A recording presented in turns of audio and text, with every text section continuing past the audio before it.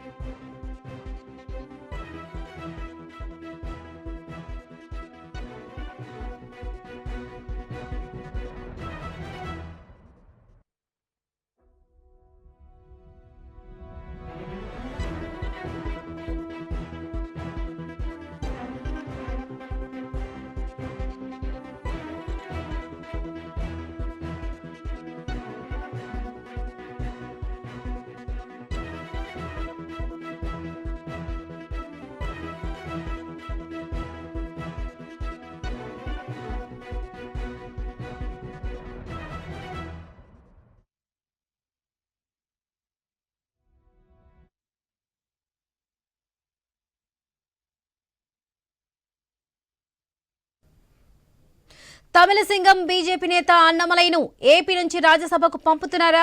BJP Delhi పెద్దలు ఈ మేరకు నిర్ణయం తీసుకున్నారా? అన్నమలైను రాజ్యసభకు పంపి ఆపై కేంద్ర కేబినెట్లోనూ చోటిస్తారా? ఇక ఇదే విషయానికి సంబంధించి పూర్తి అప్డేట్స్ మా ఇన్పుట్ ఎడిటర్ శ్రీకాంత్ అందిస్తారు. Srikanth, over to you. Varalakshmi, good afternoon. So తమిళసింగం అన్నమలై ప్రత్యేకంగా చెప్పాల్సినటువంటి అవసరం లేదు. అన్నమలై పేరు దేశం మొత్తం కూడా ఇప్పుడు మారుమోగుతోంది. సో అన్నమలై ఒక అవుట్రైట్ గా వెళ్తా ఉంటారు, చాలా అగ్రెసివ్ గా వెళ్తా ఉంటారు. సో ఆయన ఈ మధ్యకాలంలో కొన్ని అంటే తనను తాను కొరడా దెబ్బలు కొట్టుకొని కూడా కొంత సంచలనం క్రియేట్ చేశారు. సో ఎప్పుడు లైమ్ లైట్ లో, ఎప్పుడు వార్తల్లో, ఎప్పుడు ప్రజల్లో ఉండేటువంటి వ్యక్తి అన్నమలైతో పాటు అన్నమలైకి రాష్ట్ర వ్యాప్తంగా కూడా అభిమానులు ఉన్నారు. తమిళనాడులో అభిమానులు రాష్ట్రంలోనే కాదు, దేశవ్యాప్తంగా కూడా అభిమానులు ఉన్నారు. ఈవెన్ తెలంగాణలో ఎన్నికల సమయంలో కానీ, అటు ఆంధ్రప్రదేశ్ ఎన్నికల సమయంలో కానీ అన్నమలై సేవల్ని ఇక్కడ ఉపయోగించుకున్నారు. అన్నమలై తమిళనాడు రాష్ట్ర అధ్యక్షుడి హోదాలో ఇక్కడికి తెలంగాణకు రావడం జరిగింది, అటు ఆంధ్రప్రదేశ్ రావడం జరిగింది. ఈవెన్ లోకేష్ ఎన్నికల ప్రచారంలో కూడా అన్నమలై చాలా కీలకంగా ఆయన ప్రచార కార్యక్రమాల్లో పాల్గొనడం జరిగింది. సో తెలుగుదేశం పార్టీ కూటమికి, అంటే కూటమిలో అన్నమలైకి కొంత ప్రత్యేక గుర్తింపు ఉందని చెప్పడంలో ఎట్లాంటి సందేహం లేదు. సో ఇట్లాంటి విషయంలో ఇప్పుడు ఏఐడిఎంకేతో పాటు భారతీయ జనతా పార్టీ పొత్తు కుదిరిన తర్వాత తమిళనాడులో డిఎంకేని గద్దె దింపాలి. ఏఐడిఎంకేతో పాటు భారతీయ జనతా పార్టీ ముందుకెళ్తోంది. అయితే ఇక్కడ ఒక చిన్న క్లాష్ ఉంది. అన్నమలై గతంలో ఏఐడిఎంకేను తీవ్ర స్థాయిలో విమర్శించినటువంటి వ్యక్తి. ఆయన అధ్యక్షుడిగా ఉంటే కనుక ఖచ్చితంగా ఈ పొత్తు కుదరది అంటూ కూడా పళనిస్వామి చెప్పడం జరిగింది అమిత్ షాకి.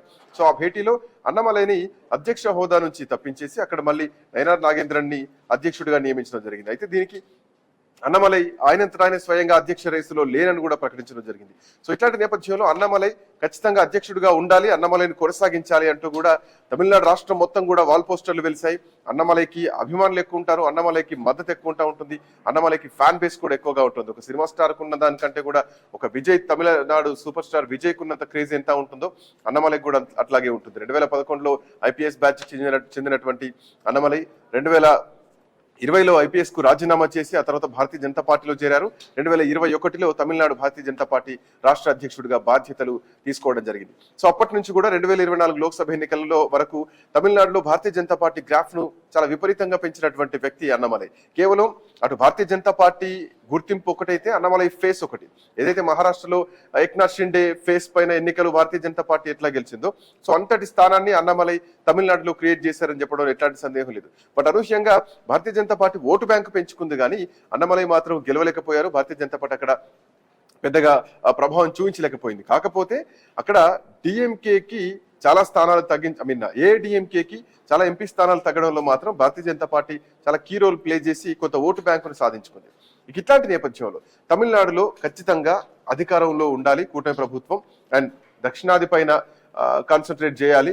దక్షిణాదిలో బీజేపీ పాగా వేయాలంటే గనక ఖచ్చితంగా తమిళనాడులో వచ్చే సంవత్సరం ఎన్నికలు ఉన్నాయి కాబట్టి ఇక్కడ ఏఐడిఎంకేతో పాటు పొత్తులో భారతీయ జనతా పార్టీ వెళ్తుంది. సో ఇట్లా నేపథ్యంలో అన్నమలైని ఏం చేయబోతున్నారు, అన్నమలై నెక్స్ట్ స్టెప్ ఏంటి అన్నది ప్రధానమైనటువంటి ప్రశ్న. సో ఇప్పుడు అన్నమలై గురించి చర్చ జరుగుతోంది. ఆంధ్రప్రదేశ్లో మాజీ రాజ్యసభ సభ్యులు మాజీ ఎంపీ విజయసాయి రెడ్డి రాజీనామా తర్వాత ఆయన్ని మళ్ళీ బీజేపీలోకి ఆహ్వానించి బీజేపీ తరఫున మళ్ళీ నిలబెడతారేమో అనుకున్నటువంటి ఊహాగానాలు చాలా వచ్చాయి. బట్ అవన్నీ కాకుండా ఇప్పుడు కొత్తగా అన్నమలై పేరు ప్రముఖంగా వినిపిస్తోంది. తమిళనాడు టు ఆంధ్రప్రదేశ్ కి అన్నమలై రాబోతున్నారు అన్నటువంటి వార్త ఇప్పుడు భారతీయ జనతా పార్టీ వర్గాల్లో బలంగా వినిపిస్తోంది. అందుకే విజయసాయి రెడ్డి కూడా ఎక్కడ పెద్దగా అంటే ప్రజలు కోరుకున్నప్పుడే నేను వస్తా అంటున్నారు తప్ప నేను ఈ పార్టీలోకి వెళ్తా ఆ పార్టీలోకి వెళ్తా ఈ పార్టీ నుంచి పోటీ చేస్తానని మాత్రం ఎక్కడ ఇప్పటి వరకు ఆ అంశం మాత్రం రాలేదు. సో విజయసాయి రెడ్డి బీజేపీలో చేరి మళ్ళీ తిరిగి రాజ్యసభకు నామినేట్ అవుతారు అనుకున్నారు. బట్ అంశం మాత్రం లేదు. ఇప్పుడున్నటువంటి పరిస్థితుల్లో కూటమి ప్రభుత్వం అంటే అటు జనసేన కానీ ఇటు తెలుగుదేశం పార్టీ కానీ ఈ స్థానాన్ని బీజేపీకి వదిలేసింది స్పష్టంగా కనిపిస్తోంది. ఇప్పుడున్నటువంటి కొంత సమాచారం ప్రకారం ఇక్కడ నుంచి అన్నమలైని రాజ్యసభకు తీసుకెళ్లేటువంటి రాజ్యసభకు పంపించే అవకాశం ఉంది. ఆ తర్వాత అక్కడి నుంచి ఆయనను కేంద్రంలో కూడా తీసుకోబోయే అవకాశాలు అన్నట్టు కూడా ప్రధానంగా వినిపిస్తోంది. రైట్, ఒకసారి మాట్లాడదాం. ఒక చిన్న బ్రేక్ తీసుకుందాం. బ్రేక్ తర్వాత అన్నమలై భవిష్యత్ ఎట్లా ఉండబోతోంది, భారతీయ జనతా పార్టీ ఇక్కడ రెండు విధాలుగా వ్యూహం రచిస్తోంది. ఒకటి ఏఐడిఎంకేతో పొత్తులోకి వెళ్ళి అక్కడ తమిళనాడులో విజయం సాధించాలన్నది ఒకటైతే గనక అన్నమలై లాంటి ఒక స్టార్ ఫిగర్ ని స్టార్ క్యాంపెయినర్ ని ఆంధ్రప్రదేశ్ నుంచి రాజ్యసభకు పంపిస్తే ఇటు రెండు తెలుగు రాష్ట్రాల్లో భారతీయ జనతా పార్టీకి కొంత వెయిట్ వస్తుంది అన్నది బీజేపీ వ్యూహంగా. అంటే ఒక్క దెబ్బకు రెండు పిట్టలు అన్నటువంటి సిద్ధాంతంతో బీజేపీ అడుగులు వేస్తుంది అనేది మాత్రం కొంత స్పష్టత మాత్రం కనిపిస్తోంది. అంటే ఒక చిన్న బ్రేక్ తీసుకుందాం. బ్రేక్ తర్వాత ఏం జరగబోతోంది విశ్లేషిద్దాం.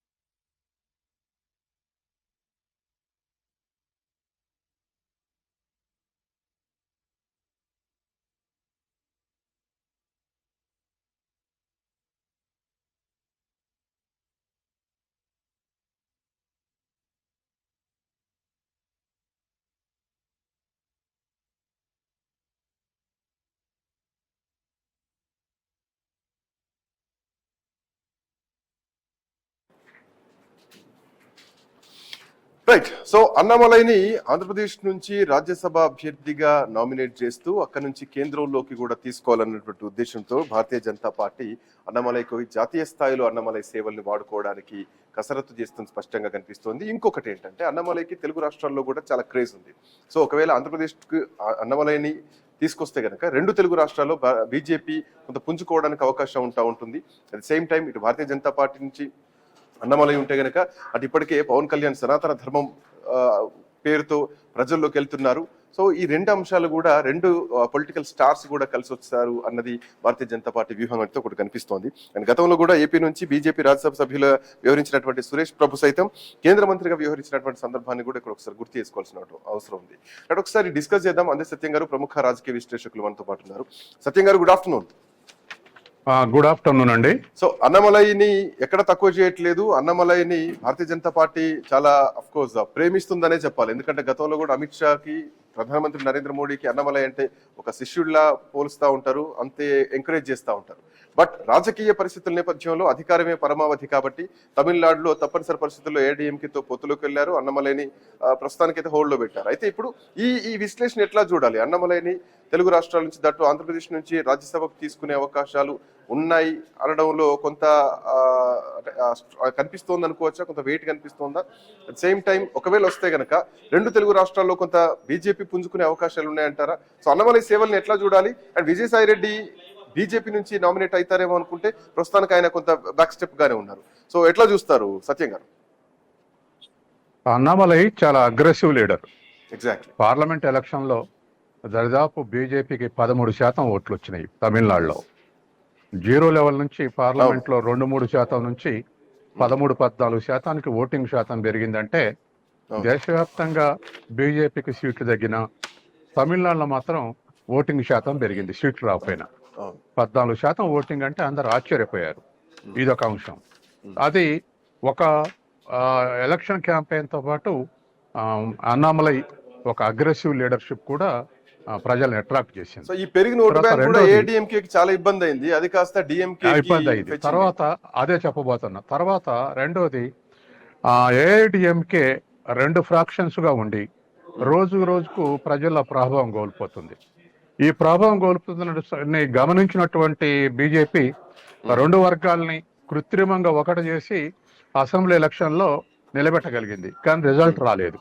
ఇప్పుడు పళనిస్వామిని, ఆ తర్వాత ఇంకోటి అన్నామలై డిఎం తోటి ఎంత అగ్రెసివ్గా ఉన్నాడు, డిఎంకే తోటి ఏఐడిఎంకే తోటి అంత అగ్రెసివ్గా ఉన్నాడు. దాంతో రానున్న కాలంలో రిజల్ట్ రావాలంటే, కేవలం పొలిటికల్ క్యాంపెయిన్ కాదు, రిజల్ట్ రావాలంటే, సీట్లు రావాలంటే ఖచ్చితంగా బీజేపీ ఒంటరిగా సాధించే అవకాశం లేదు. కాబట్టి దక్షిణాదిలో ఒంటరిగా పోవడం అంటే చాలా కష్టమైనటువంటి విషయం. కష్టం. కాబట్టి మేజర్ ఫోర్స్ అయినటువంటి పళనిస్వామి ఏఐడిఎంకేని దగ్గర తీస్తే ఈ పొత్తులో సహజంగానే పన్నీర్ సెల్వం ఇంకొంచెం వీక్ అయ్యేటువంటి అవకాశం ఉంది. ఇప్పుడే వీక్ అయ్యాడు, ఇంకొంచెం వీక్ అయ్యే అవకాశం ఉంది. కాబట్టి అన్నా డిఎంకేని కలుపుకొని ఒక డిఎంకేని ఛాలెంజ్ చేసేటువంటి స్థితికి ఎదగాలనేది అధిష్టానం యొక్క అభిప్రాయం. అయితే అన్నా డిఎంకే అగ్రెసివ్నెస్ ఏఐడిఎంకే సమన్వయం చేయడంలో కొంత అడ్డం వచ్చే అవకాశం ఉందని చెప్పేసి ఇవాళ అన్నామలైని రాష్ట్ర అధ్యక్షుని తప్పించి మరొక అధ్యక్షుడిని నామినేట్ చేశారు వాళ్ళు.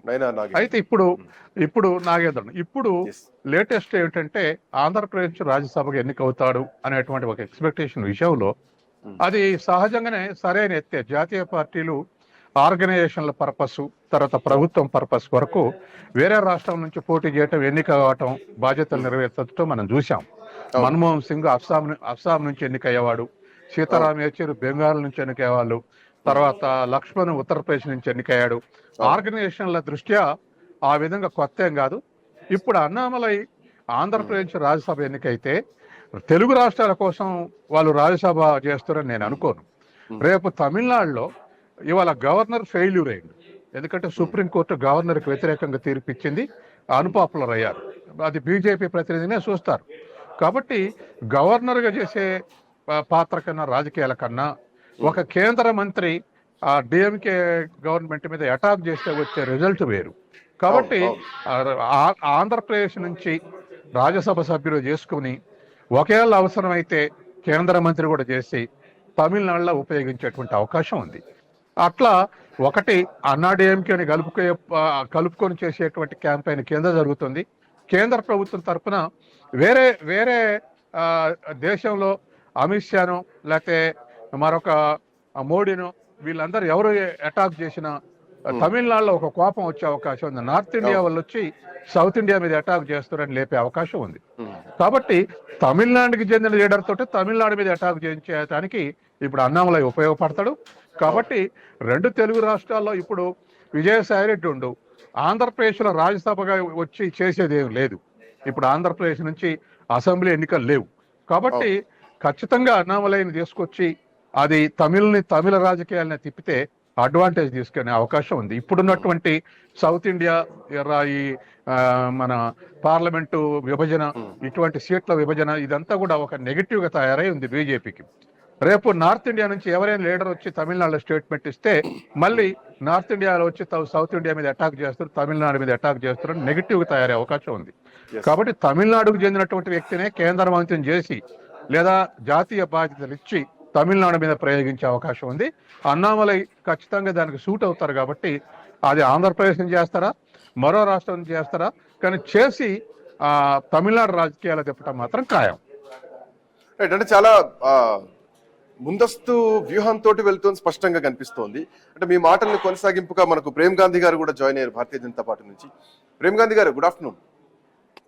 Sir good afternoon. సో అన్నమలైని ప్రస్తుతానికి అధ్యక్ష పదవి నుంచి తప్పించిన అధికారంలోకి వచ్చిన తర్వాత మళ్ళీ అన్నమలైనే ప్రయోగించి తమిళనాడులో భారతీయ జనతా పార్టీ స్ట్రాంగ్ అవడానికి so there is a chance. ఇటు ఆంధ్రప్రదేశ్ నుంచి రాజ్యసభకు ఎంపిక చేసి సో కేంద్ర మంత్రిగా తీసుకొని తమిళనాడు రాజకీయాల్లో క్రియాశీలకంగా ఉంచుతారా?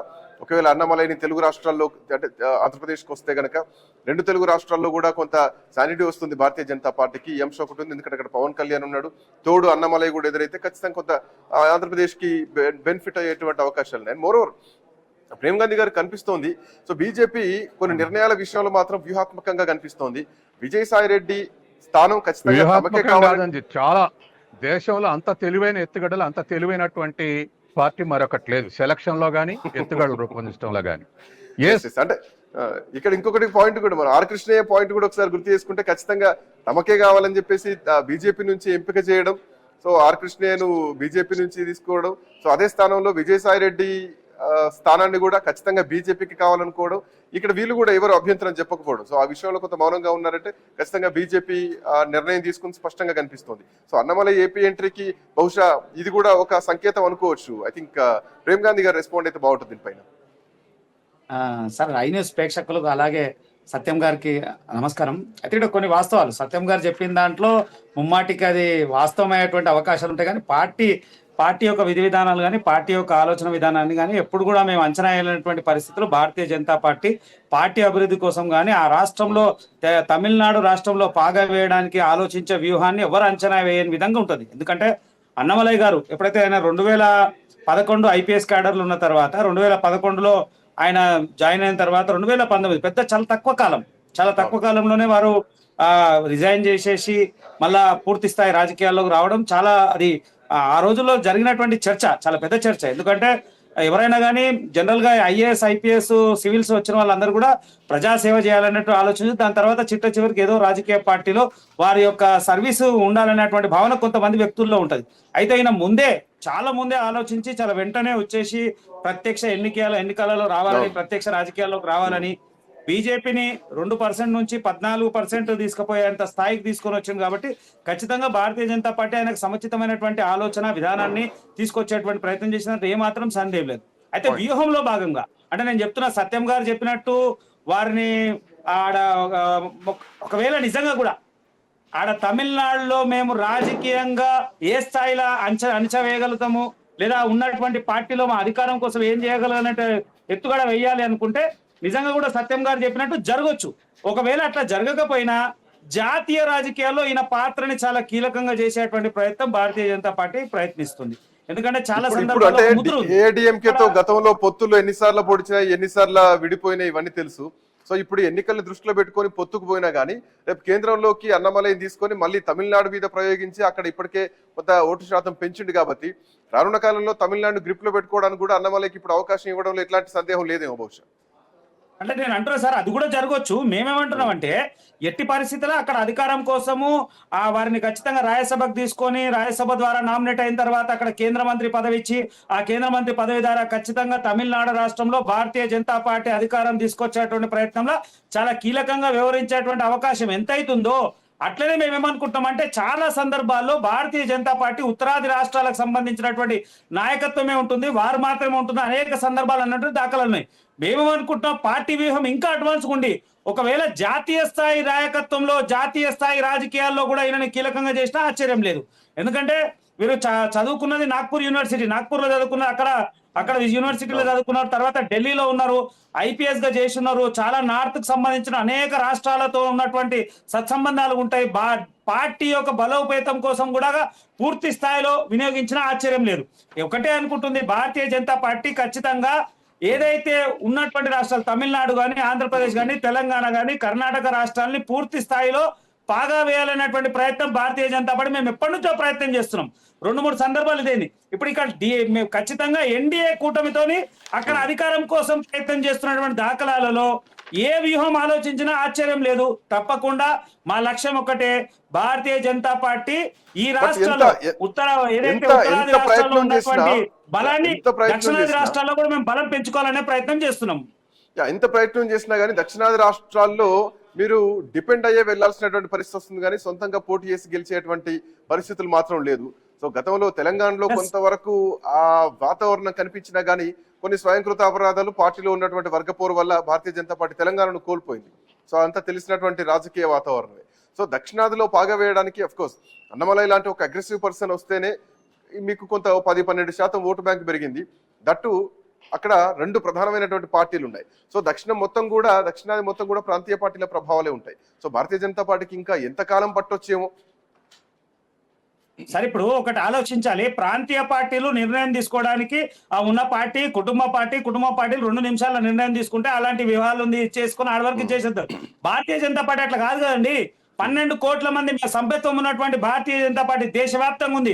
ఉత్తరాది రాష్ట్రాల్లో మెల్లమెల్లగా వచ్చి పూర్తి స్థాయిలో ఉత్తరాది రాష్ట్రాల్ని కైవసం చేసుకునే దాఖలాలు ఉన్నాయి. ఇప్పుడు దక్షిణాది రాష్ట్రాల వైపు చూస్తా ఉన్నాము. 4 నుంచి 8 ఎంపీ స్థానాలు తెలంగాణలో వచ్చినాయి. ఆంధ్రప్రదేశ్ కూడా మంచి అవకాశాన్ని చూసుకున్నాము. రేపు తమిళనాడులో కానీ కర్ణాటకలోని పూర్తి స్థాయి చేయడానికి కొంత సమయం పట్టొచ్చు. ఆ సమయం కోసం వ్యూహంలోనే భాగంగా అన్నమలైని కూడా పూర్తి స్థాయి జాతీయ రాజకీయాల్లో ఆయనకు అవకాశం ఇవ్వాలని, ఇక్కడ ఉత్తరాది రాష్ట్రాలకు ఏ రకమైనటువంటి ప్రాధాన్యత ఉందో దక్షిణాది రాష్ట్రాలకు వ్యక్తులకు కూడా ప్రాధాన్యత ఇచ్చేటువంటి ప్రయత్నం చేయాలనే ఆలోచన భారతీయ జనతా పార్టీ ఉంది. ఒకవేళ రేపు జాతీయ అధ్యక్షుడు ఇచ్చిన ఆశ్చర్యం లేదు, ఎందుకంటే ఎప్పటి నుంచో ఉన్నటువంటి మూలాలు ఉన్నాయి. అంటే పార్టీలో చర్చ నడుస్తుందా అన్నమలైకి జాతీయ అధ్యక్షుడు ఇచ్చేటువంటి అవకాశాలు అన్న చర్చ ఇంటర్నల్ గా ఏమైనా పార్టీలో నడుస్తుందా? జస్ట్ మీరు టూకీ అంటున్నారు. ఇవ్వచ్చు సార్, ఆశ్చర్యం లేదు. ఎందుకంటే భారతీయ జనతా పార్టీలో సర్వసాధారణమైనటువంటి వ్యక్తి కూడా ఎంపీలైన వాళ్ళు ఉన్నారు, ఎమ్మెల్యేలైన ఉన్నారు, రాష్ట్రపతి అయిన ఉన్నారు. అసలు ఊహించినటువంటి వ్యక్తుల్ని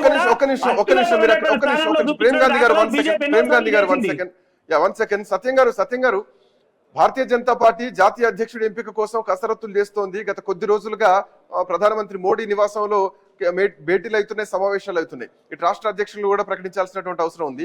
ఇప్పుడు రాజ్యసభ నుంచి ఆంధ్రప్రదేశ్ నుంచి విజయసాయిరెడ్డి స్థానంలో అన్నమలైని సెంట్రల్ లోకి తీసుకుంటారు, రాజ్యసభలోకి తీసుకుంటారు, కేంద్ర మంత్రి పదవి ఇస్తారు, కేబినెట్ లోకి తీసుకుంటారు అన్న చర్చ ఒకటి. ఇప్పుడు కొత్తగా ఇంకొక అంశం, ఒకవేళ జాతీయ అధ్యక్షుడిగా అన్నమలైని ప్రకటించిన ఆశ్చర్యం లేదు అన్నటువంటి చర్చ ఇంకోటి కొత్తగా స్టార్ట్ అయింది.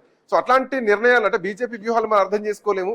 బట్ ఈ ఉన్నటువంటి సింపతి, అన్నమలై సౌత్ మొత్తం కూడా స్టార్డమ్ ఉన్నటువంటి వ్యక్తి, సౌత్ నుంచి కూడా అధ్యక్షులు కావాలని చెప్పేసి చాలా రోజుల నుంచి కోరుకుంటున్నటువంటి వ్యక్తి. మనకు అఫ్కోర్స్ చూస్తున్నాం, ప్రధానమంత్రులు కానీ అధ్యక్షులు కానీ మొత్తం యూపీ, గుజరాత్ నుంచే ఉన్నారు. ఒక ఫ్యాక్టరీ మొత్తం అటు నుంచే వస్తున్నారు, ప్రధానమంత్రి, ప్రైమ్ మినిస్టర్ ఫ్యాక్టరీస్ అని. సో అట్లాంటి సెంటిమెంట్ తీసేయడానికి బీజేపీకి సౌత్ ప్రియారిటీ కోసం అన్నమలైని ఏమైనా అధ్యక్షుడిగా చేసే ఛాన్సెస్ ఉండకపోవచ్చు అంటారా? Is there any chance?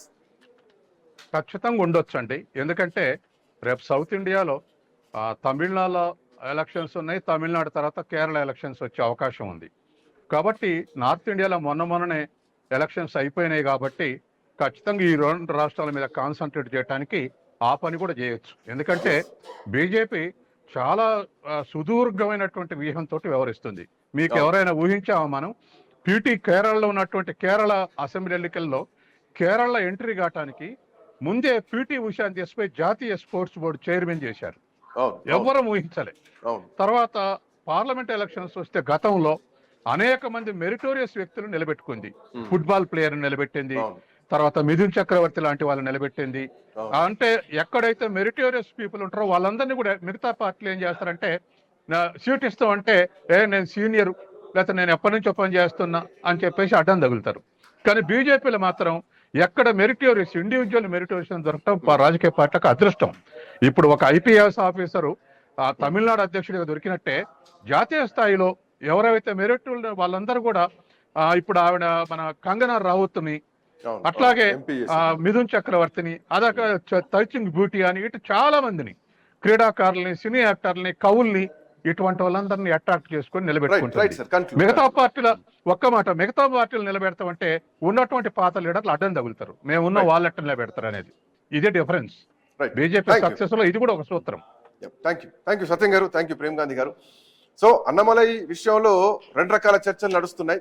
ఒకటి, ఆంధ్రప్రదేశ్ నుంచి విజయసాయి రెడ్డి స్థానంలో భారతీయ జనతా పార్టీ రాజ్యసభ అభ్యుడిగా ఎంపిక చేసి అక్కడి నుంచి కేంద్ర మంత్రిగా అవకాశం ఇచ్చి జాతీయ స్థాయి రాజకీయాల్లో అన్నమలై సేవలను వాడుకొని రేపొద్దున ఏఐడిఎంకేతో పొత్తులోకి వెళ్ళిన తర్వాత మళ్ళీ తమిళనాడులో పాగా వేసేందుకు కేంద్ర మంత్రిగా అన్నమలైని తీసుకొని తమిళనాడు రాష్ట్రాన్ని మళ్ళీ కైవసం చేసుకోవాలి, తమిళనాడుకి అన్నమలై సేవలను ఉపయోగించాలి అన్నటువంటి ఒక వర్షన్ ఒకవైపు అయితే గనక సౌత్ నుంచి కూడా అధ్యక్షుడిగా బాధ్యతలు ఇవ్వాలి, అధ్యక్షుడి ఎంపిక చేయాలి. ఒకవేళ సౌత్ నుంచి ఎంపిక చేయాలంటే అది ఒకవేళ అన్నమలై అవుతారా? సో ఈ మధ్య కాలంలో జరుగుతున్నటువంటి చర్చలు అన్నమలై మీద ఒక అగ్రెసివ్ పొలిటీషియన్ గా ఉన్నటువంటి వ్యక్తితో పాటు చదువుకున్న వ్యక్తి, ఐపీఎస్ గా పనిచేసి వచ్చినటువంటి వ్యక్తి, ప్రజాసేవలో ఉన్నటువంటి వ్యక్తి. సో అగ్రెసివ్ పర్సన్ రేపొద్దున జాతీయ అధ్యక్షుడు చేసినా గానీ పెద్దగా ఆశ్చర్యపోవాల్సినటువంటి అవసరం లేదు. భారతీయ జనతా పార్టీ నిర్ణయాలు, వ్యూహాలు ఎట్లాగైనా ఉండొచ్చు, ఎవరి అంచనాలకు అందరి విధంగా బీజేపీ నిర్ణయాలు ఉంటాయని చెప్పడంలో ఎట్లాంటి సందేహం లేదు. Let's see that's all for now. Next updates continue అయితే కీప్ వాచింగ్ ఐ న్యూస్.